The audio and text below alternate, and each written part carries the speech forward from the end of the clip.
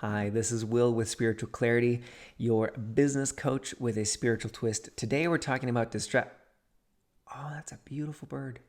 Oh, I love living in the woods. Sorry, what were we talking? Oh, right, distractions. Distractions, yeah. Sorry, hold on just one sec. Just got to make my chest move here. Yeah, okay, good, we're good. Distractions! There's so many distractions. But how do you deal with distractions in a spiritual way? There are many wonderful approaches to dealing with distractions.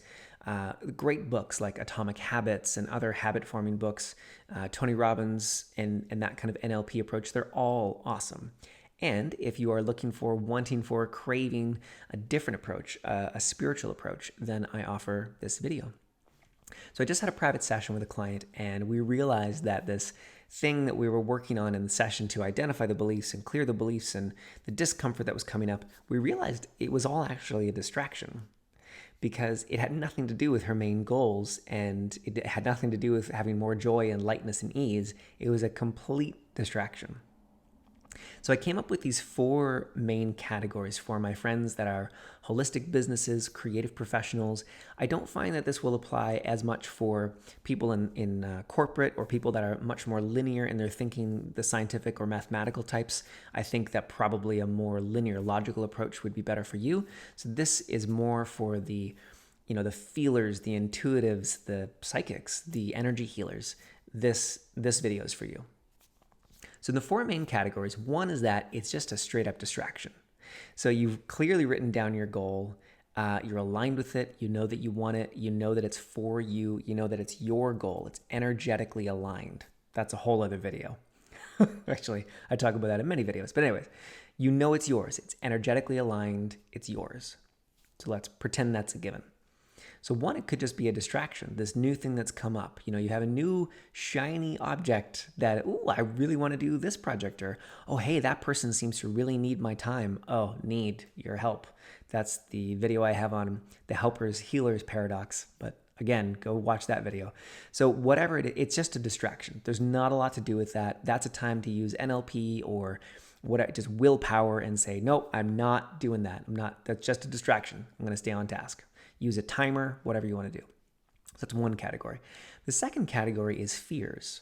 And this one is much more insidious. This is when you have a goal. Let's say you want to sign new clients, and so you've decided you're going to practice better sales conversations, better consultations, or you have a goal of making a new video every day. You want to really practice that as a method to promote your work, and then something else comes up.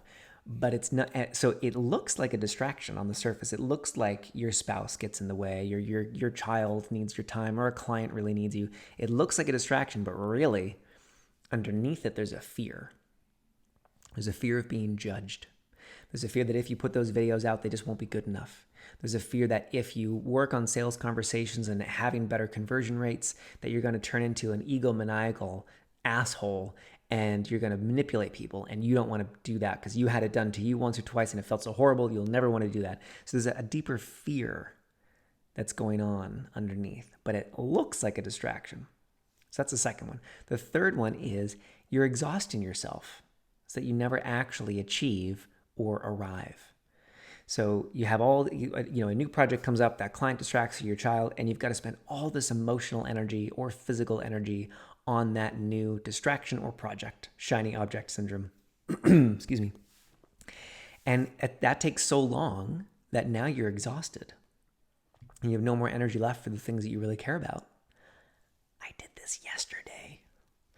I had all these distractions come up that seemed really important. And then at the end of the day, realized, oh my gosh, I've just spent the whole day wasting my energy on things that don't matter. And now I don't have the energy to actually work on feeling good and achieving my goals and arriving and achieving. Now, why in the world would one ever do this to oneself? There's a lot of reasons, but the main one that I'll touch on here is if you arrived, we never really arrive, but for this goal, if you arrived at the goal, if you achieved the goal, what would be next?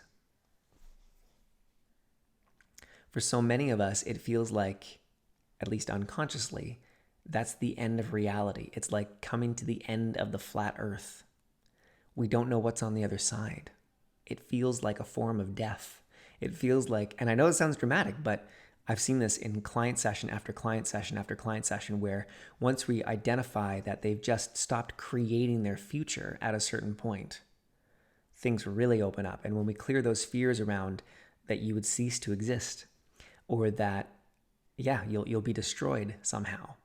Once we clear those, they have a freedom to move forward and achieve that goal. So, yeah, here's the clearing for that. What reality beyond that goal are you declining? Oh, and then it stopped. We were on to something there. Distraction. Yeah, let's keep it at that.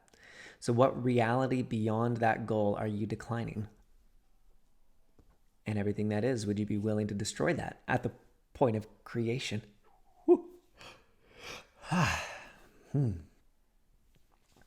The belief that if you achieve that goal and arrive at the end of the world, you will fall down in terror and you won't know what to do next. Would you be willing to destroy that at the point of creation?